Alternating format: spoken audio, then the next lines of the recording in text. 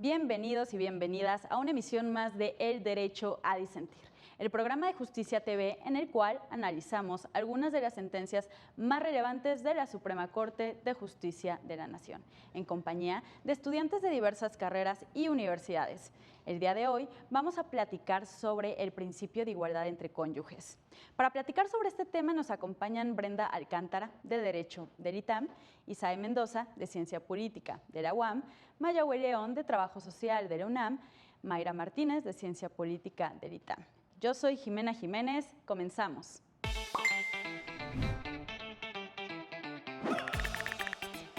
Bienvenidos a una emisión más de El Derecho a Disentir. Sentencias más relevantes de la Suprema Corte. El programa de Justicia TV en el que abordamos con estudiantes de distintas carreras.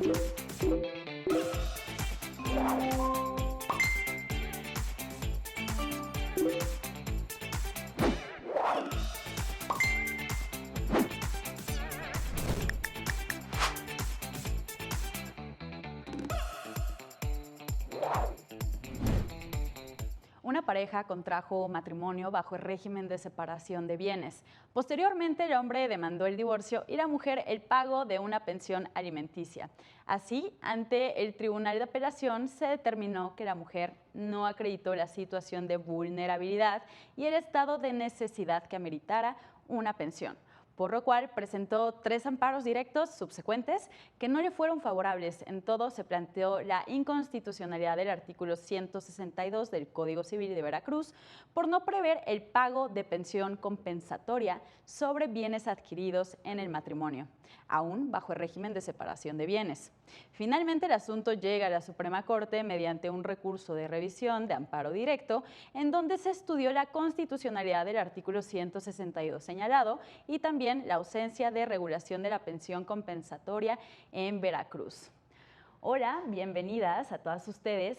Y justo aquí me encanta poder platicar, dialogar, rebotar un poquito ideas sobre los hechos. Brenda, ¿me podrías apoyar un poquito sobre los hechos que llevaron a este asunto? Digo, yo ya dije en muy grandes rasgos alguno de ellos, pero creo que son un poquito más complejos de lo que ya dije. Entonces, bienvenida y adelante.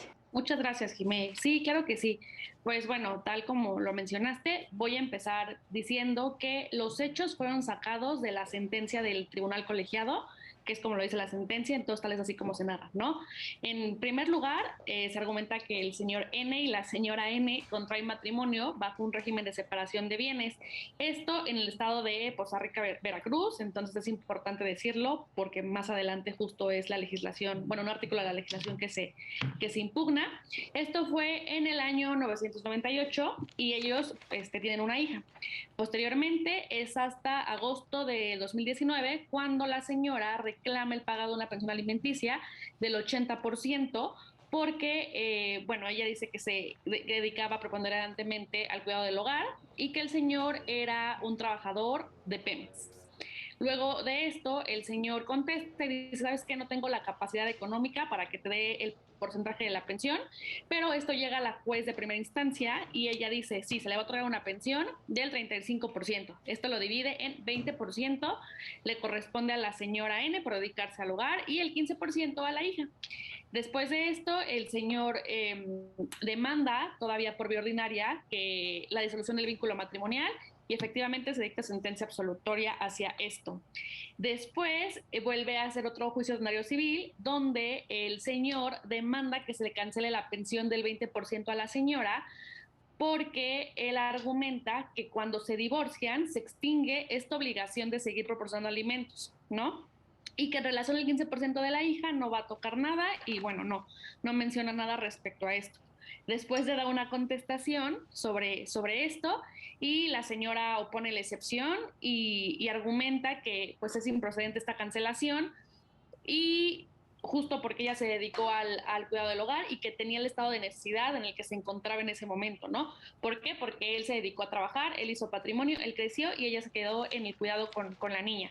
Entonces, ella aparte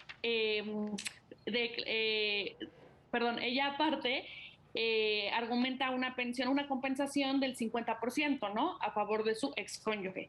Después de esto manifiesta que ella renunció a tener un desarrollo profesional justo cuando ella se quedó en el hogar y que él sí hizo, que él sí trabajó, que él sí salió y que él sí hizo patrimonio.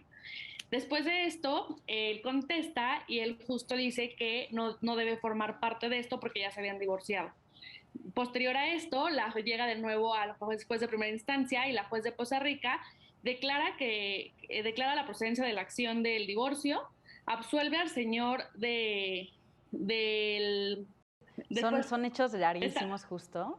Sí, porque vuelve como a primera instancia y Claro. rebota, pero recuerdo que en esa segunda instancia la juez justamente sí declara la procedencia de la acción del divorcio. Luego el señor, bueno, absuelve al señor de lo que reclamó de la demanda respecto a la compensación y después la señora aprobó un recurso de apelación porque dice que no, que tiene que tener derecho a una compensación, Sí. ¿no? Entonces vuelve a contestar el colegiado, bueno, para no hacerlo tan meticuloso, vuelve a interponer recurso de amparo directo, se le niega, luego llega al colegiado y bueno, el colegiado efectivamente al final sí le otorga una pensión hacia la señora de alimentos, el de su hija que no se toca, pero el que estaba en discusión justamente era la compensación por la disolución del matrimonio, justamente porque el artículo 162 de la legislación de Veracruz no lo contemplaba, ¿no? Entonces la señora interpone un amparo directo, que es cuando ya llega a la corte, y justo es en la corte cuando se va a discutir específicamente la constitucionalidad del artículo 162. Dice, vamos a dejar todo lo demás que ya discutió el colegiado, eso no se va a tocar porque es tema de legalidad, pero sí vamos a estudiar y entrarle al fondo del artículo 162.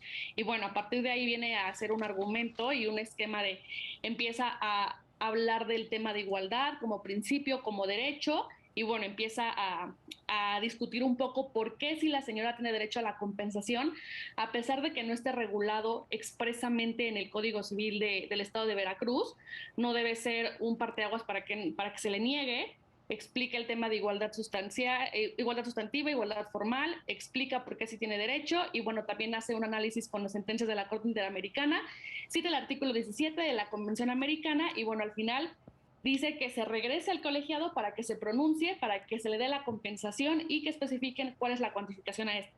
Pero bueno, creo que aquí me quedo y ya más adelante le entro un poquito más al fondo. Está perfectísimo y justo en algo que dijiste quisiera hacer hincapié porque pues de ahí como que nace todo.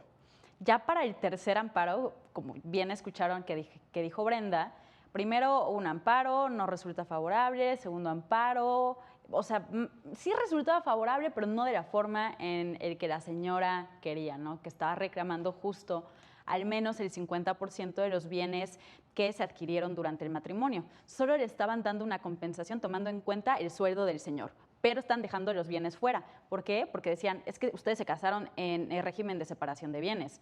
Si se casaron en ese régimen, pues cada quien sus cubas, como dirían los jóvenes, ¿verdad? Pero lo que aquí sucede es que ya para el tercer amparo, justamente dicen, se niega, ¿por qué?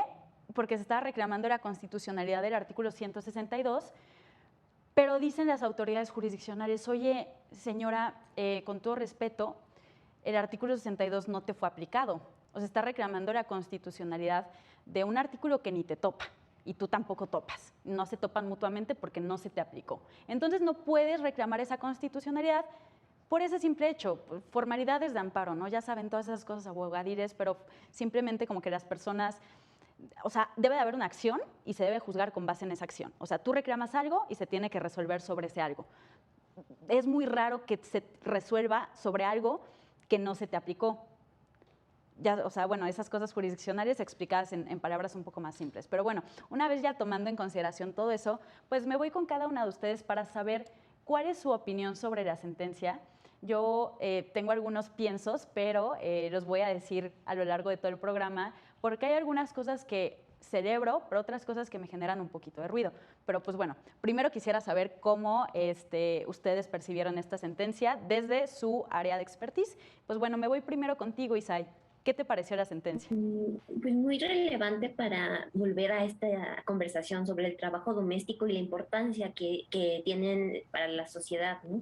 Y creo que incluso lo reconoce ahí, ¿no? Cuando lo comenta que esta persona, la señora, se había dedicado al trabajo para justo, digamos, que el matrimonio pueda crecer económicamente hablando, ¿no? Y de hecho, si lo vemos así, en esta sociedad capitalista, pues es eso, ¿no? Es parte, el dedicarte al trabajo doméstico o de cuidados, que es en general, o sea, porque no solamente se dedica al tema de la niña, sino también una casa y todo lo que implica pues ese trabajo doméstico que en realidad es el trabajo de cuidados, ¿no? Entonces creo que volviendo a la sentencia pone otra vez ahí el dedo, ¿no? Como subrayando que no solamente es un tema digamos, de compromiso social, ¿no? Entre dos personas que deciden, no, pues tú te quedas en la casa y yo salgo a trabajar, sino ya tiene, digamos que esta frase me resuena mucho cuando leí la sentencia, lo personal es político, ¿no?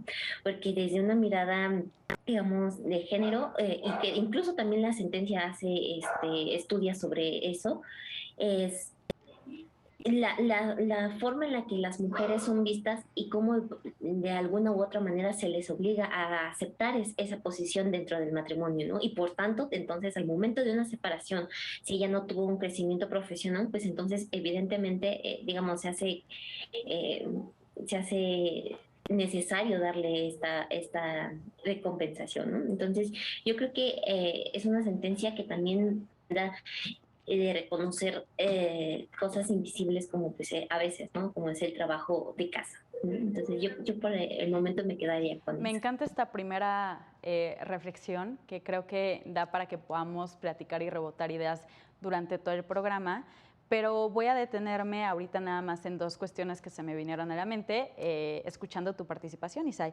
Justamente me encanta eso de lo personal y es político. ¿Por qué? Porque muchas veces las cortes intentaban mantenerse fuera de las cuestiones que eran personales o familiares, como que decían, vaya, o sea, esto es una cuestión personal de cómo funciona su matrimonio, nosotros no nos podemos meter. Pero a partir de la reforma en derechos humanos, incluso me atrevería a decir que un poquito antes, la tendencia empezó a cambiar un poco para tomar en cuenta que justamente estas cuestiones personales de vida de pareja, de vida familiar, importan bastante para el tema jurisdiccional. ¿Por qué? Porque justamente está todo esto de, vaya, lo vamos a estar viendo, ¿no? Igualdad y no discriminación. Pero pues la igualdad y no discriminación no es que no exista dentro de las casas, más bien de ahí empieza, ¿no? Y es importante atender y voltear la mirada a todo eso. Y justo también me encanta y me llama la atención esto que dijiste de los trabajos de cuidado y el sistema capitalista. Es que estaba yo pensando, de hecho, de los primeros presentes que hubieron de estos temas es del ministro Saldívar a reconocer la doble jornada, ¿no? A veces las mujeres ya no hacen solamente labores de cuidado, sino que tienen su trabajo remunerado y hacen además labores de cuidado y no hay una redistribución equitativa en las labores de cuidado cuando sí hay o se intenta ver una redistribución en el trabajo remunerado allá afuera, ¿no? O sea, las mujeres ya salen a trabajar. Adelante, adelante. Discúlpame que te robe Sí, la no, palabra, adelante. pero si no se me No, va la idea. toda tuya, de eso se trata. Y que creo que justo eso viene, digamos, precondicionado por la realidad material, social y política en la que las mujeres viven en esta sociedad mexicana, etcétera, ¿no? Pero digamos, para lo que estamos viendo ahorita es volver a lo mismo que todo, ¿por qué lo personal es político para las mujeres? Porque nuestros derechos que nos permiten vivir una vida digna y de calidad tienen que ver con las cosas que ante los ojos patriarcales y capitalistas no están reconocidos. ¿Por qué? Porque tú te casaste y es como tu obligación comprada hacer la comida, cuidar, lavar, planchar, ¿no? Entonces, y cuando se mete otro tema, justo lo que comentas, la segunda jornadas de trabajo, donde también no está velada la seguridad social de las mujeres plenamente, porque sí te dan un tema de lactancia, incluso también del embarazo, me parece. Ay, sí, la verdad, desconozco en materia legal cómo está muy bien la situación, pero, o sea, digamos, para lo que se necesita como reconocimiento de derechos de las madres, pues no también no están en su pleno reconocimiento, ¿no? Y yo creo que eso también va partiendo en esta conversación, un punto importante. Sí, totalmente de acuerdo contigo, Isai. Y justamente aquí me gustaría también agregar que esta doble jornada y estas labores de cuidado que hacen normalmente las mujeres, no voy a decir que exclusivamente, pero sí normalmente las mujeres, es totalmente funcional para el sistema capitalista, como decías, porque realmente es un trabajo que se hace y que se hace gratis, que ayuda a mantener orden social o por lo menos que las personas que no realizan los trabajos de cuidado puedan ser más funcionales en el mercado laboral. Es decir, como los padres no tienen que estar al pendiente de labores de cuidado, entonces lo que sucede es que pueden dedicar más tiempo al trabajo, quedarse más horas en el trabajo, atender reuniones de trabajo, pero pues las niñas, niños, bien, gracias, ¿no? ¿Por qué? Porque sabes y confías que alguien más está cuidando de ellos. Entonces, justamente eso es como súper útil para el capitalismo, vaya, o sea, hay miles de mujeres, millones de mujeres haciendo trabajo prácticamente gratis. De eso iba la sentencia que les decía el precedente, ¿no? De reconocer que las labores de cuidado, la doble jornada laboral, es algo que se tiene que pagar. Y aquí ya venimos al tema de la pensión compensatoria, que ya es de lo que trata esta sentencia. Pero a ver, me voy contigo, Maya. ¿Cuáles son tus reflexiones sobre la sentencia? Cuéntanos.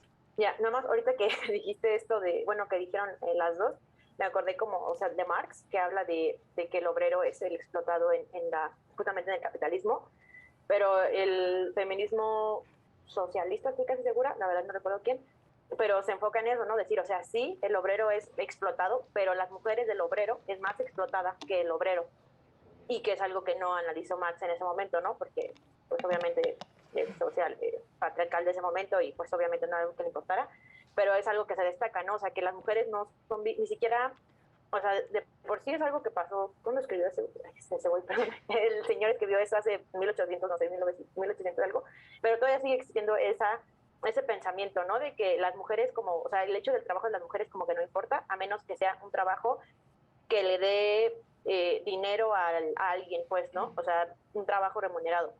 Entonces el trabajo del hogar pues no importa. Divagué, pero bueno, y lo de la sentencia, o sea, igual coincido mucho en que es algo que es muy importante, destacable, justamente porque, o sea, lo que decíamos, ¿no? Ese trabajo que estamos acostumbradas y de hecho nos educan, o sea, o a muchas mujeres, no hay que generalizar, pues, se nos educa con esta idea, ¿no? De que tenemos que ser amas de casa, ¿no? Y incluso hay creo que es uno de Marcela Lagarde también, se me van los nombres de la gente, perdón. La idea ahí está. Que dice como el tipo de mujer, pero ahí está, que habla como el tipo de mujeres que hay, ¿no? Y un tipo de mujeres que existe pues en el mundo hasta en general es ¿no? La mujer madre, que está literalmente hecha para esto. O sea, que tú vas a nacer, o sea, literalmente te crían para eso, ¿no? Para cuidar de otras personas. Y llegar hasta el punto donde ni siquiera cuidas de ti misma, o sea, porque vas a poner a todas las personas antes que a ti. Y entonces de esto se va, ¿no? Entonces las mujeres, pues esta persona, la que se casó, pues ni siquiera, o sea, cría sus infancias, crió a su niña, y ni siquiera es como, y lo que dice, ¿no? Porque ella decía, es que yo ya soy grande, no sé qué, yo ya no puedo trabajar, etcétera. Porque además no solo es eso, ¿no? Que se le da el trabajo, es que ni siquiera, a lo mejor ni siquiera, hay muchas mujeres que ni siquiera tienen como a lo mejor acceder a una educación, iba a decir bancaria, pero bueno, una educación como licenciatura, bachillerato, secundaria, ¿no? Pero ni siquiera es, o sea, está más extremista, ¿no? Porque a lo mejor hay gente que dice, bueno, no fui a la escuela, pero no sé hacer carpintería, hacer diferentes cosas con las que podría obtener una remuneración económica. Pero entonces las mujeres como dedican como hasta su tiempo en eso, a lo mejor ni siquiera tienen esas habilidades como para poder hacer otra cosa, ¿no? Decir, bueno, me divorcio y hago otra cosa. Entonces, de verdad sí necesitan que la persona de la que se divorcia, bueno, su esposo en este entonces, o sea, sí es como necesario tomar en cuenta esta situación, porque sí, de verdad, si no tiene ese apoyo, pues no va a tener nada, ¿no? Y sí es lo que decía esta persona, bueno, esta mujer en esto, ¿no? Decir, yo, pues, ¿qué voy a hacer? No, o sea, pues, no puedo mantenerme a mí misma, necesito que me den como esta pensión. Y es algo que siempre hay que tener en cuenta porque es muy fácil decir como de, ay, bueno, como que cada quien hizo lo que hizo, el señor trabajó, que se quede con su dinero, la señora trabajó, ni modos, ¿no? Pero no, o sea, sí se tiene que tener esta perspectiva de género para poder hacer como este tipo de sentencias donde diga, no, la señora sí necesita esto, sí hay que dárselo porque no puedes dejar a una persona que está en una situación de vulnerabilidad, pues en esa situación. Claro, justamente, y retomo esto último que acabas de decir, porque de eso también menciona la sentencia, como bien señalaste, que ya se trataba de una persona en edad adulta, mayor, no sé si arriba de los 60, creo que sí. Entonces, a ver, tú como empleador recibes un currículum vitae y te viene una señora a decir que no tiene experiencia en trabajar en nada, pero ya tiene 65 años de edad. Va a ser muy difícil, pero muy difícil incursionar en el mercado laboral cuando no tienes esa experiencia laboral. ¿Por qué? Porque dedicaste añísimos de tu vida a labores de cuidado y labores de cuidado que no son tan reconocidas como deberían de serlo. Porque sí, también es trabajo, es tiempo, esfuerzo, requiere habilidades, porque sí hay gente bien inútil para los trabajos del hogar, o sea, hay que decirlo, la verdad. O sea, requiere, la verdad, cierto grado de conocimiento, expertise, y como que ningunean muchísimo ese tipo de cuestiones. Y justamente, o sea, no va a poder incursionar en el mercado laboral y eso la coloca en una situación de vulnerabilidad a comparación del esposo que tuvo un crecimiento profesional laboral durante muchísimos años, que tiene un trabajo más o menos estable o por lo menos tiene ciertas remuneraciones y pues ahí se ven las desigualdades, ¿no? Que vamos a estar retomando también en el programa. Pero no quiero terminar este primer bloque sin antes preguntar, obviamente, la opinión de Mayra. Bienvenida. Hola Jimena, muchas gracias. Estoy muy contenta de estar una vez más aquí en su programa y pues con un panel de puras mujeres, porque realmente me parece bien padre que entre nosotras podamos hablar sobre este caso que sí sembró un precedente bien relevante. En cuanto a mi opinión sobre la actuación de la Corte, pues yo diría que dio una respuesta súper contundente en el caso que estamos viendo, que me gustaría retomar un poco porque sí está un poquito complejo. Es dos personas se separan, se divorcian y estaban bajo el régimen de separación de bienes, que la diferencia con la otra opción que hay es que cuando dos personas se casan, todos los bienes que tienen hasta ese momento se vuelven como una bolsa conjunta y cuando se separan se dividen entre ambos. En cambio, cuando estás en una separación de bienes, lo que ocurre es que con lo que tú llegaste y con lo que cada uno llegó, se separan y tan cada quien lo suyo. Sin embargo, pues esto generaba muchísimas pues inequidades y desigualdades principalmente a las mujeres, porque por ejemplo de donde yo soy, de Jonacatepec, Morelos, es un pueblo en Morelos, ahí pues mucha gente, generalmente las mujeres son las que están en el cuidado del hogar y los hombres se dedican a trabajar. ¿Y qué pasa? Pues cuando se separan, las mujeres se quedan sin absolutamente nada y teniendo que improvisar cómo hacerse de recursos si no han tenido experiencia profesional, y generalmente los divorcios se dan en unas edades pues ya más avanzadas, entonces quedan en una completa vulnerabilidad porque primero es bien difícil insertarse al mercado laboral siendo joven, imagínate siendo mujer, que seguramente no pudo haber también pues continuado su preparación y que tuvo que dedicarse a labores que no necesariamente siempre reciben una compensación. Y bueno, al ser México una federación, pues todas las cuestiones civiles quedan al criterio local. Entonces, si bien me parece 2008 fue cuando en la Ciudad de México se reconoció esta figura de la compensación por divorcio, que es la que aplica a todas las personas que se casaron por separación de bienes, para que no solamente se discutan en el divorcio los términos en los que van a quedar en cuanto a las pensiones que se le dan por alimentos a los hijos y a la pareja, sino también a las propiedades, cuentas bancarias y todo lo que se generó en ese tiempo, con una posibilidad de hasta el 50%. Entonces, pues me parece padrísimo lo que dice la Corte, porque es, sí, chido tu cotorreo, todas las entidades federativas tienen absoluta pues mano y discrecionalidad para decir cómo se va a llevar los divorcios y en qué términos, pero ojo, cuando ya te estás metiendo en un tema que tiene que ver con los derechos humanos de las personas, entonces eso queda muy por encima de cualquier otra cuestión que tenga que ver con términos y cuestiones civiles. Entonces, está muy padre el precedente porque al final que exista como esta doble revisión o doble oportunidad para compensar la situación económica que va a quedar con la que va a quedar cada uno de las personas que se están separando, pues yo creo que es una excelente noticia que generalmente aplica a las mujeres y sí se hace con la intención de que precisamente el trabajo no remunerado sea compensado de alguna forma o que haya como alguna forma de que al menos puedan integrarse y empezar a generar recursos, como no empezando de cero, sino ya teniendo algo y poder estar pues con unas condiciones más o menos parecidas a las que se tenían antes del divorcio. Entonces me parece súper bien. Sí, por supuesto, me encanta esta reflexión que haces sobre lo local. Es que hay que recordar, justamente como ya bien mencionaste, que existen ciertas materias que son competencia de las entidades federativas, de los estados. Como bien sabrán, cada estado tiene su propio congreso y pues pueden regular distintas materias de acuerdo a la Constitución, y la materia penal, no procesal penal, sino penal de los delitos, la materia civil, materia de, no sé, cuestión municipal y demás, son cuestiones que son totalmente facultad de los congresos locales. Entonces, creo que es una de las cuestiones más interesantes que aborda la sentencia, que puede generar mucho debate.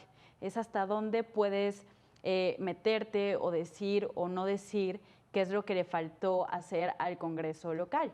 Porque si nos vamos a un federalismo puro y duro que se supone intentamos ser, que quizá no lo seamos tanto, pues los estados deberían de tener totalmente autonomía en las materias donde están facultados. Pero aquí justamente lo que sucede, y dice Mayra, es, a ver, tienes tu autonomía, pero existen ciertos límites, y estos límites obviamente son cuestiones de derechos humanos, como también sucede con la autonomía y el respeto de usos y costumbres de pueblos y comunidades indígenas, por ejemplo. Ese reconocimiento de que ustedes pueden hacer y regularse y deshacer y lo que quieran, pero aguas con estar involucrando para mal derechos humanos, por supuesto. Y creo que es un debate muy interesante que me encanta que lo hayas traído aquí a colación. Pero lamentablemente hemos terminado con el tiempo de este primer bloque. Nos vamos a ir a un pequeño corte. No se vayan, esto es El Derecho a Disentir. Regresamos en unos minutos. Regresamos a El Derecho a Disentir. Estamos hablando de un tema bien interesante que es la igualdad entre cónyuges, tratándose de divorcio y específicamente sobre la pensión compensatoria. Hola de nuevo, chicas. Oye, Brenda, me faltó preguntarte tu opinión sobre la sentencia. O sea, te pregunté sobre los antecedentes, pero también quisiera saber cuáles son tus reflexiones y ya de ahí partimos para temas más específicos. Sí, muchas gracias, Jimé. Sí, justo tenía la inquietud de mencionar ciertos puntos de la sentencia. Y bueno, ya escuché a mis compañeras y me pareció muy importante el tema que hablaron de perspectiva de género, porque al final es una sentencia que se tiene que ver así, todas las sentencias, no siempre con esos lentes de perspectiva de género, entonces tenerlo como muy presente. Y bueno, mis inquietudes eran las siguientes. Si bien tenemos una legislación, como ya lo comentaron hace un momento, un código civil que estaba regulado específicamente por el Congreso de Veracruz. No hay que olvidar, creo que ya lo comentaron, en el 2011 viene la reforma más importante de derechos humanos, entonces tenemos que ver un bloque de constitucionalidad completo, Constitución, tratados internacionales, jurisprudencia de la Suprema Corte y jurisprudencia de la Corte Interamericana. Entonces, ver la sentencia independientemente de lo que exista en cada legislación con este parámetro de control constitucional, ¿no? De decir, existen derechos humanos, existen tratados y existe, como ya lo dije, una perspectiva de género, ¿no? Que no la quiero soltar de aquí. Entonces, independientemente de lo que esté legislado y regulado en cada estado, pues hay que verlo así. También no tener y no pasar por alto que pues es una sentencia, es México, ¿no? Es un país México, donde existe una desigualdad estructural, donde existe una violencia todos los días hacia la mujer, donde existen asimetrías de poder, donde existen estereotipos, y bueno, también tenerlos presentes para esta sentencia, porque justamente yo creo que es de una asimetría económica, ¿no? O sea, habla de unos roles de géneros y de asimetrías.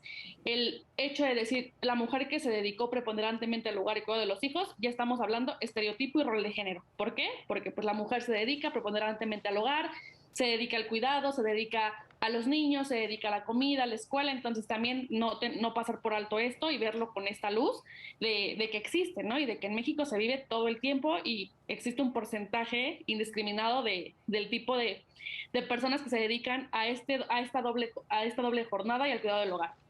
También no quería pasar por alto, justo que pues la Corte se ha pronunciado o tiene un criterio jurisprudencial en materia de género, ¿no? O sea, en materia de género tiene muchísimos precedentes, desde el 2008, 2011, 2014, tiene varios precedentes donde habla de estereotipos y asimetrías de poder. Se me pasó un poco la pantalla, pero bueno, entonces no perder también de lado que, bueno, que la Corte se ha pronunciado sobre esto y ha dicho efectivamente que se debe reconocer la doble jornada. Ahora, en la sentencia estamos hablando de una mujer mayor que se dedicó al hogar, donde no tuvo el tiempo de dedicarse, de crecer profesionalmente, donde ayudó a su pareja para que creciera y ella se vio desprotegida en ese ámbito, ¿no? En el económico. Entonces, por sentido común, que le correspondía una compensación independientemente de que estuviese o no regulado. También me pareció muy importante lo que hizo la Corte. Me gustó mucho lo que mencionó, me pareció innecesario que fuera hasta la última instancia en la Suprema Corte que dijera sí, efectivamente tiene derecho a esta compensación, porque bueno, esto lo tuvo que haber hecho desde el colegiado, ¿no? Ya dijimos un parámetro de control, está el artículo 17 de la Convención Americana, donde habla de una protección a la familia, entonces me pareció innecesario que llegara hasta esta última instancia y se pronunciara al respecto. Sin embargo, bueno, la Corte lo va a hacer. Y bueno, otra inquietud que tenía sobre la sentencia, más bien como que resaltaría de la sentencia, es que al final justo hace una subsunción de elementos y dice, a ver, no podemos depender de que el reconocimiento expreso de la compensación dependa de la legislación estatal, lo cual me pareció correctísimo. Tampoco podemos ver que en el orden jurídico, no podemos ver que el orden jurídico no se encuentra permeado de un orden constitucional, porque bueno, tenemos tratados, como ya lo mencioné, y que independientemente en la modalidad y en la entidad que se haya, sea Veracruz, sea Guanajuato, sea Baja California, se debe tener en cuenta esta realidad mexicana en la que vive la mujer, estos contextos de asimetría, de violencia, de roles, de estereotipos de géneros, y pronunciarnos al respecto, ¿no? Porque creo que todos los días estamos ganando derechos y no hay derechos ganados hasta ahorita. Y bueno, también quería resaltar que algo que me gustó de la sentencia fue que justamente cita una sentencia de la Corte Interamericana donde dice, hey, hay precedentes, o sea, hay precedentes no tanto de la Corte, hay también precedentes de la Corte Interamericana y no hay que dejarlos de lado. No hay que olvidar el artículo 17.4, el artículo 14 de la Convención, y también dice, la Corte, yo quiero resaltar que tengo jurisprudencia y que he interpretado constitucionalmente el principio de igualdad y no discriminación, que me parece que es un principio del que se han pronunciado a lo largo y justamente cuando habla de igualdad sustantiva y formal y de la discriminación indirecta que puede existir como en este aspecto en la legislación, pues creo que es algo muy importante. Ya por último, para ya ceder la palabra, cuando la Corte hace esta interpretación de la igualdad sustantiva y de igualdad formal, dice, a ver, no solo es que tu legislación discrimines directamente y decir, saco al concubinato, saco a este grupo de personas, sino que hay que abordarlo de manera completa. O sea, no solamente es el no decir que no protejo a cierto grupo, sino ver cuáles son las desigualdades que existen, qué implico, qué derechos humanos violo si no contemplo a todo este sector o a este grupo de personas. Entonces son las cosas que yo quería destacar respecto a la sentencia y muchas gracias. No, muchísimas gracias a ti, Brenda. Quisiera aquí enfatizar sobre algo súper importante que me parece que dices, bueno, todo, pero especialmente esta crítica que haces. No era necesario llegar a la Corte para decir lo que se dijo. Y concuerdo totalmente contigo, o sea, pero es que hay una razón de por qué no sucedió eso antes. Lo que sucedía, y así estaba la jurisprudencia lamentablemente, es que, a ver, Reforma 2011, todas las autoridades necesitan proteger, respetar, garantizar, promover derechos humanos, ¿no? Tienen esas obligaciones. Pero lo que pasó con las autoridades jurisdiccionales fue un poco atípico, porque sucede que hay una figura jurisdiccional que se llama control ex oficio. ¿Qué implica esto? Un juez de primera instancia, un juez de amparo, bueno, no de primera instancia, más de amparo, que son juzgados de distrito, tribunales colegiados, que es donde decimos que ahí se pudo haber acabado la historia, pueden, hoy en día, no sucedía antes, y ahorita les voy a platicar más por qué, pueden decir, oigan, yo sospecho que aquí se están violando derechos humanos. Voy a invocar convenciones, voy a invocar la Constitución para analizar este asunto desde esta perspectiva. Derechos humanos, como que me huele aquí rara la cosa, como que me huele a simetría. Vamos a ver qué sucede. Ok, antes no se podía hacer eso, hasta el año pasado. Increíble, ¿no? ¿Por qué?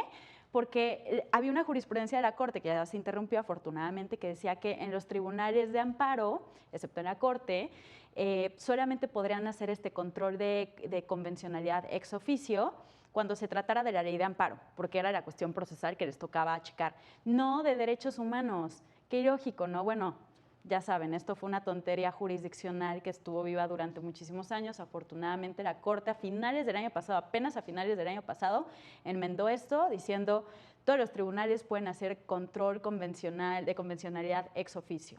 O sea, si les huele rara la cosa que se está violando el derecho humano, ustedes encárguense. Esto no tiene que llegar a la Suprema Corte. Porque, o sea, Brenda tiene toda la razón. Se tarda más en llegar a un asunto de la Suprema Corte, se tiene que gastar más dinero en abogados, puede que se lleve más 3 años de lo que se supone que lleva un juicio si se va hasta la Suprema Corte. Entonces, pues era todo un rollo, ¿no? Entonces también concuerdo con ese tema, también quería ubicar en contexto por qué no había podido ser de otra manera. Entonces, pues bueno, quisiera pasar como un tema interesante, es un poco satelital en la sentencia, pero me parece importante tocarlo. Voy primero contigo, Isai. Justo dice la sentencia, este artículo fue redactado en otra forma de entender el divorcio, porque ahorita pues, te puedes divorciar porque se te pega la gana, porque ya no quieres y demás, pero antes había causales de divorcio y era muy difícil que te pudieras divorciar nada más porque sí, o porque ya no quisieras, que estás en toda tu libertad y autonomía de hacerlo, ¿no? O sea, ya hay precedentes sobre eso, pero antes solamente era por ciertas causales, o porque te pusieron el cuerno, o porque abandonaron el hogar, o porque te hicieron X y cosa.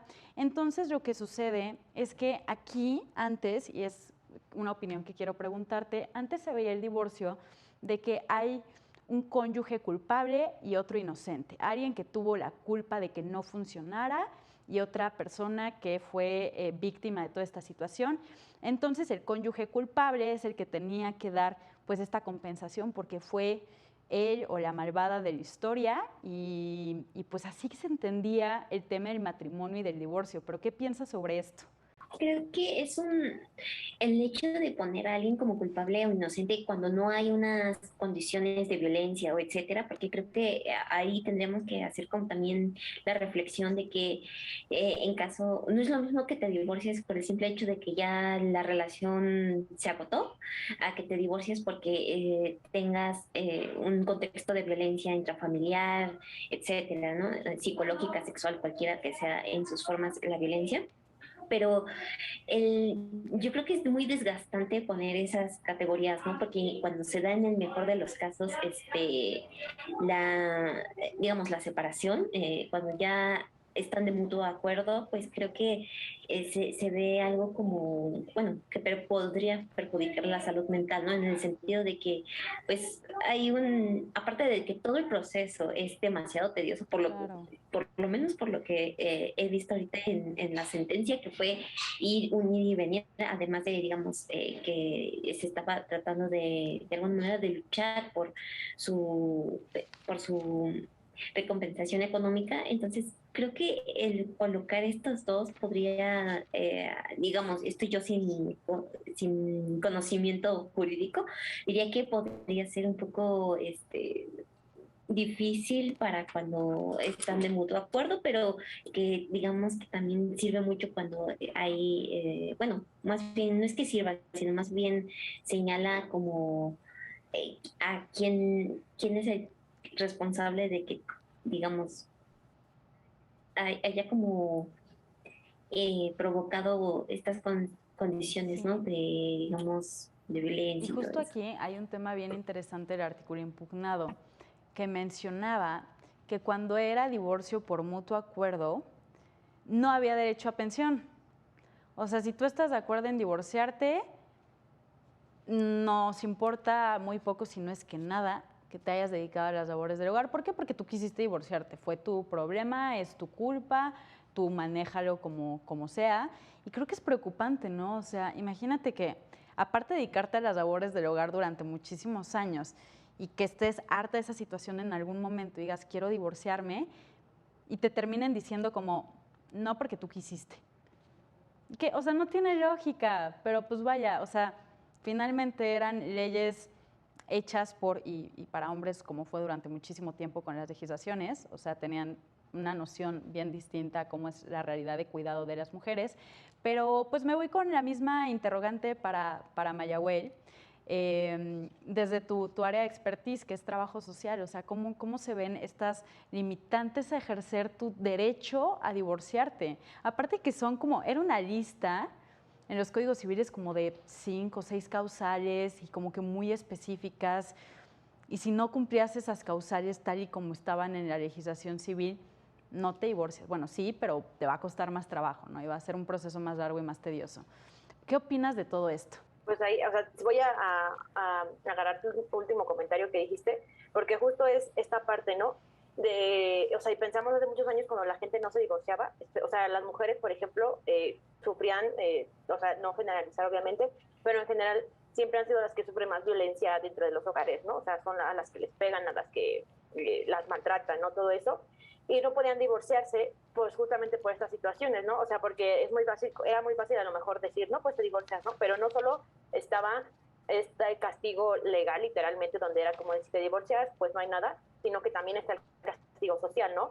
Porque va a ser una divorcio. O sea, porque al hombre no se ve tan mal cuando está divorciado, porque es como de, está divorciado, se vuelve a casar las veces que sean necesarias, se casa 3, 4, 5 veces. Pero una mujer que se casa muchas veces y se divorcia, pues está vista como una viuda negra, no sé, depende como lo que le pase a sus maridos, ¿por qué no? Pero se ve mal, o sea, la gente ve mal a una mujer que se divorcia muchas veces y se casa. Y es como, es que es una interesada, se casó por dinero, etcétera, etcétera, etcétera. Entonces, pues esta situación, ¿no? Y finalmente también esta parte de que colocar a una persona como buena o mala, porque finalmente eso que, o sea, estaba en la ley, ¿no? Eres buena o eres mala, es una cuestión moral, y la moralidad pues viene de la religión y de muchas cosas, y entonces es como esa parte que no debería haber estado ahí y pues no debería existir, porque finalmente, o sea, sí, obviamente qué horrible, ¿no? Que te divorcies porque alguien te engañó, pero finalmente, como ahorita comentaban, o sea, obviamente si es violencia, más que cuestión de bueno o malo, es como una cuestión de bienestar, ¿no? O sea, pues si te pegan y te divorcias porque te pegan, pues es una cuestión diferente, pero el hecho de que pusieran como ciertas condiciones para divorciarte era colocar una cuestión moral para que solo una persona fuera responsable. Y además, incluso en ese aspecto también pues había diferentes castigos, ¿no? Si una mujer es la que engaña a su marido, se ve peor que si un hombre engaña a su esposa, porque obviamente los hombres tienen que engañar, porque como dice, ¿no? Tú eres, ¿cómo dicen? Hay capillitas, pero tú eres la iglesia, no sé, algo así, ¿no? Y entonces, o sea, y hasta lo celebran, ¿no? Ay, sí, es que yo tengo un buen de mujeres y no sé qué, y las mujeres no. Entonces era más probable que te divorciaras por engaño, a lo mejor pues, porque tu marido te engañó, y entonces a lo mejor tampoco iba a haber un castigo social tan fuerte para él, pero finalmente tampoco te cubría a ti, ¿no? O sea, era como de, o sea, sí, mi esposo, o sea, me engañó, no sé qué, me hizo todo esto, y aún así, él, es bien fácil salirse de eso, porque podemos decir, sí, nos divorciamos por mutuo acuerdo, y ya. Y entonces nadie, o sea, finalmente quedabas expuesta, y finalmente también era un control social sobre una relación que no debería tener ese tipo de control social, porque es o sea, no que sea privado, ¿no? Porque obviamente todo lo que acaban de decir, ¿no? O sea, lo personal es político, pero sí poner como una especie de control para poder, válgame la redundancia, tener control sobre este tipo de relaciones, ¿no? Porque así es más difícil que se divorcien, porque si no se divorcian, pues no sé, es más fácil tener descendencia, ¿no? O sea, diferentes cuestiones por las que tengan el control de las parejas. Y entonces el hecho de que se quite y que ya se pueda llegar como a esta situación de decir, la verdad es que me quiero divorciar porque pues ya no, o sea, se acabó el amor, yo qué sé. O sea, es ya algo, además más actual, ¿no? O sea, y bueno, ya para terminar, o sea, finalmente también los derechos, bueno, las cosas que están escritas y todo eso, pues van acomodándose conforme a la realidad, ¿no? O sea, la realidad en ese entonces, pues era esa. O sea, la gente no se divorciaba, no sé qué, pero como, o sea, la parte interesante y chida, por así decirlo, de ver este tipo de sentencias, es que vas viendo cómo poco a poco se está acoplando a la realidad que está existiendo. O sea, y es como de, bueno, pues antes no tenías nada, pero ya estamos viendo que sí, que necesitas 50 y 50, ¿no? Y entonces de ahí vamos viendo qué más necesitan y qué más tiene que pasar cuando una persona se divorcia, y si se divorcia por esto, ¿no? Y claro, ahora, sí. De hecho, aquí quisiera también poner otro ejemplo que quizás es un poco más escandaloso. Pero en las legislaciones civiles, todavía cuando yo estudiaba, estaba esta cuestión. Escuchen bien, está bien curioso. Que justamente en un matrimonio debe haber débito conyugal. ¿Qué es esto? Que tienes un deber sexual con tu pareja. Eso está en la legislación civil. Imagínense, todavía cuando yo estudiaba, o sea, que no tiene muchos años, no estoy tan grande, no sé si ya se quitó, la verdad es que desconozco, pero una de las razones de divorcio es que no brindaras ese débito conyugal. Entonces, además de que se te violenta sexualmente, punto número 1. Punto número 2, se te establece como el cónyuge culpable. ¿Por qué? Porque por tu culpa no se pudo dar el débito conyugal. O sea, imagínense la atrocidad de esa cuestión. O sea, personas asexuales culpables. O sea, imagínense, o sea, está... Y todo eso en la legislación civil. Pero es que hay que tomar en cuenta que nuestra legislación civil viene desde Roma y luego desde Francia. Y Francia en épocas de Napoleón, del Código Napoleónico. Entonces hay varias cosas que se necesitan actualizar. Y pues bueno, aquí yo le daría la palabra a Mayra, pero nos tenemos que ir a corte. Entonces vamos a iniciar con tu participación regresando de este pequeño corte. Esto es el derecho a disentir. Estamos hablando sobre la igualdad de cónyuges, sobre todo cuando se trata de una cuestión de divorcio y de la pensión compensatoria. Yo soy Jimena Jiménez, no se vayan, regresamos en unos minutos. Regresamos al derecho a disentir. Estamos hablando de una sentencia bien interesante, fue un amparo directo en revisión, que analizó la primera sala de la Suprema Corte sobre el divorcio y la igualdad entre cónyuges y cómo opera la pensión compensatoria. A ver, Mayra, te corté ahí la idea, la participación, y me encantaría escucharte. Creo que estábamos en temas bien interesantes, entonces vámonos contigo. Súper, gracias, Jimé. Aprovechando que estábamos hablando un poco sobre ciertas transformaciones que se han dado en la forma de entender el matrimonio y cómo debe terminar, también todo esto de la cuestión de la compensación por divorcio que se dio en la Ciudad de México en 2008, también vino enmarcada dentro de otro tipo de legislaciones que estuvieron súper progres. Por ejemplo, la del 2007, que fue despenalización del aborto, 2009, matrimonio igualitario, la concordancia sexogenérica, y esta parece que fue de las que menos llamaron la atención o pareciera de las menos importantes, pero realmente cumple una función bien importante, que es la de compensar, la de reparar. No busca que las dos partes que se están divorciando tengan una masa de fortunas iguales. Lo que está buscando más bien es que la persona que estaba como en una condición de desventaja pueda tener algo justo después de este suceso, independientemente de quién prefiera el divorcio, o que si estén de acuerdo, que si me puso el cuerno, que si cualquier cosa. La realidad es que en México sí vivimos en un país en el que todavía, desgraciadamente, existen un montón de tradiciones y de costumbres que ya se empiezan a preguntar, y ya nos empezamos a hacer ciertos cuestionamientos y ciertas críticas que se han ganado a través de muchísimos años de lucha y de muchas mujeres jóvenes que dan la batalla y que dicen, oigan, esto pues tal vez no está tan bien, ¿por qué no vemos otras alternativas?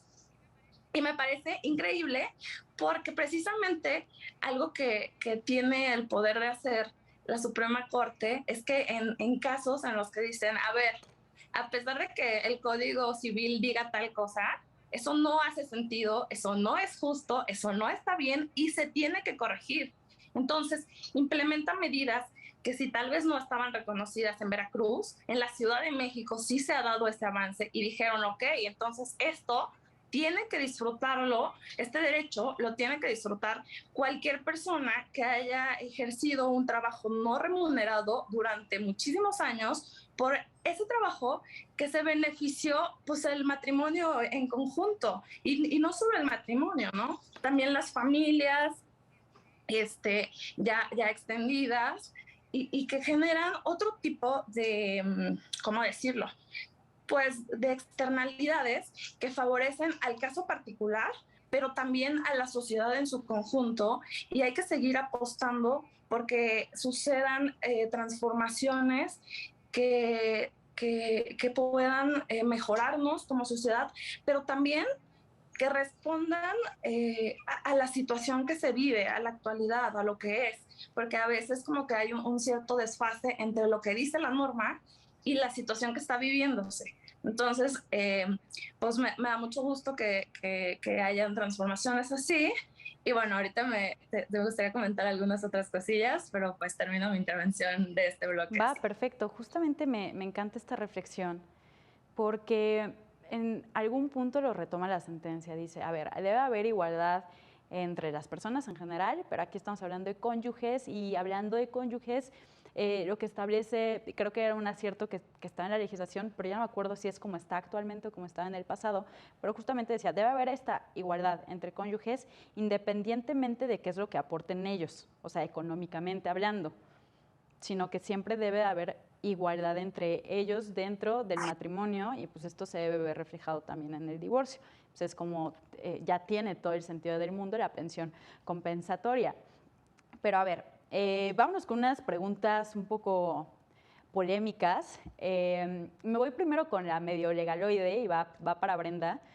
En alguna parte de la sentencia dice que justamente el artículo per se no es inconstitucional. Lo que podría considerarse inconstitucional es que la legislación, bueno, las y los legisladores de Veracruz no hayan contemplado toda esta cuestión de pensión compensatoria con base en el principio de igualdad jurídica. Pero entonces aquí se activa el chip de omisión legislativa. O sea, si tú estás señalando a un poder legislativo de no legislar sobre algo, se llama omisión legislativa. Y pues hay tanto parcial como absoluta. Aquí podríamos estar hablando de una absoluta. Parcial es cuando se legisla, pero se legisla deficientemente. Y absoluta es cuando no se legisla en absoluto. Pero ¿de dónde se determina qué se debe legislar y qué no? O sea, ¿cómo la Corte puede llegar con el legislativo a decirle cómo tienes que legislar sobre esto? Hay que recordar que hay un principio de separación de poderes y la Corte no siempre puede meterse en las facultades de otros poderes. ¿Cuándo se determina esto? Cuando hay un mandato en la Constitución. Cuando la Constitución dice legislativo tienes que legislar sobre, valga la redundancia, sobre tal cuestión. Pero aquí, específicamente, yo no veo que en la Constitución diga legislaturas tienen que establecer la pensión compensatoria. A ver, cuéntanos sobre esta cuestión, Brenda. Perfecto, pues muchas gracias, Jimé, por la pregunta, y para responder voy a dividirlo en dos partes. Efectivamente, como mencionas, en una parte de la sentencia dicen, a ver, lo que estás mencionando, lo que estás aduciendo no es inconstitucional porque esto no te aplica a ti. O sea, eso lo dejamos de lado porque eso únicamente aplicaba a personas que estuvieran casadas, ¿no? Entonces, como que dice, efectivamente no es inconstitucional. Y bueno, respecto a la segunda parte de la pregunta que me hiciste, me vino a la cabeza el legislador en sentido negativo, ¿no? Que siempre se le aduce al juzgador. Y si bien mencionas, no está específicamente en la Constitución, o sea, ¿dónde encontramos este apartado? Parece que sí, parece que la misma sentencia dice, a ver, si bien no está expresamente, sí está regulada en el artículo 1 constitucional. ¿Por qué? Porque está el principio de igualdad y no discriminación. Entonces, si partimos de ahí y lo vemos en sentido amplio, pareciera que sí está regulado, ¿no? O sea, pareciera que no podemos decir, no porque no esté regulado expresamente, no porque no esté la palabra, lo vamos a dejar de lado. Entonces, la sentencia efectivamente hace alusión al artículo 1 constitucional y dice, sí, hay que tomar en cuenta el principio de igualdad. Y tal es así que desarrolla la igualdad sustantiva y la igualdad formal a lo largo de la sentencia.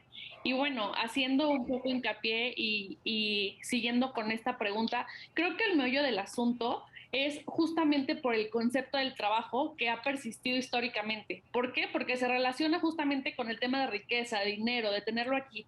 Entonces, si la gente no tuviera esta noción, vamos a seguir llenando los tribunales de este tipo de agravios. ¿Por qué? Porque justamente el trabajo del hogar queda invisibilizado, ¿no? O sea, no tomamos en cuenta que el trabajo reproductivo, el trabajo del hogar, es un trabajo que sí hay una remuneración económica y que si bien no lo ves tú con dinero, que no lo ves con que, ay, mira, traje este dinero a la casa y lo pongo en la mesa, como en este caso lo hizo este hombre masculino seguramente, de Pemex. Aquí no, o sea, aquí efectivamente sí es un trabajo también, sí es un trabajo invisibilizado que ayudó a esta persona a crecer y tal es así que exigía esa compensación, ¿no? Entonces yo creo que partiría de esa parte y seguir haciendo hincapié en esto, que hasta que no cambiemos este concepto históricamente del trabajo con riqueza, efectivo, tenerlo aquí, no vamos a cambiar esto. O sea, el trabajo reproductivo, el trabajo en el hogar, el trabajo, las desigualdades son riqueza y se pueden hablar como en términos económicos. Entonces, pues, esta parte sí es importante y bueno, también como siguiéndome un poquito en torno a tu pregunta, la Corte me parece que desarrolla muy bien este tema de igualdad y me gusta mucho cuando hace alusión a una sentencia de la Corte Interamericana y cuando hace alusión al artículo 17 de la CAT, porque justo dice, a ver, la familia debe ser protegida y debe remunerarla. O sea, al final me parece que la sentencia te deja, ¿no? Y debes compensar. ¿Por qué? Porque ella te dio la oportunidad, ella te dio la oportunidad de tu crecer. Entonces, independientemente de lo que ella haya hecho, tú creciste y lo que te toca es compensarla, ¿no? Ahora sí, vamos a definir el porcentaje, vamos a definir cuánto, pero al final sí toca compensarla. O sea, la persona que sea, y lo voy a poner en sentido contrario, si el hombre se hubiera quedado en el hogar, si el hombre se hubiera quedado al cuidado del hogar y la mujer hubiera crecido, hubiera salido, de igual forma, a ella le tocaría compensarlo por todo este tiempo, ¿no? Porque él se dedicó a este cuidado. Entonces, pues sí me gustaría tener y dejar claro esto de no invisibilizar este trabajo, porque hasta que no cambiemos este chip y esta concepción, vamos a seguir yendo a tribunales y aduciendo este tipo de agravios. Entonces, pues nada más lo pongo en la mesa como el trabajo invisibilizado y pues tener presente siempre esto y siempre, creo que lo comenté al principio de mi participación, esta perspectiva de género, ¿no? O sea, justo el protocolo que publicó recientemente, bueno, la actualización del protocolo lo habla en un apartado y habla de estos estereotipos y roles que se siguen perpetuando a lo largo de la historia. Y entonces, cuando entendamos esto, vamos a entender y cambiar este chip y dejar de hablar así, ¿no? Dejar de ir y decir, no merece una compensación, no le voy a dar esto, no. O sea, cuando entendamos esto vamos a cambiar. Claro, justamente me encanta cómo respondes. O sea, no está el mandato expreso de legislen sobre pensión compensatoria, pero sí está el mandato de igualdad y no discriminación. Siempre emitir legislación en este sentido. Y pues bueno, también parece que se trata cuestión de cómo la responsabilidad afectiva puede llevarse a la legislación o a las decisiones de los tribunales, ¿no? Hazte responsable de lo que sucedió en su vida en pareja. Tú creciste mientras la otra persona no pudo hacerlo. Creciste a costa de que otra persona no pudiera hacerlo. Ni modo, te toca compensar. Y pues así sucede, creo que es lo justo. Hemos terminado con el tiempo de este programa, lamentablemente se me fue volando, pero creo que han habido reflexiones muy interesantes que han nutrido la sentencia, porque hemos ido un poquito más allá de lo que se estableció en la sentencia y creo que es bien padre y bien bonito porque de esto va este programa. Y pues nada, quisiera agradecerles por estar aquí, tomarse el tiempo para venir a platicar de una sentencia de la Suprema Corte y enriquecerla, sobre todo. Pues bueno, para las personas que nos ven en casa, también muchísimas gracias por acompañarnos. Yo soy Jimena Jiménez, esto fue El Derecho a Disentir y nos vemos a la próxima.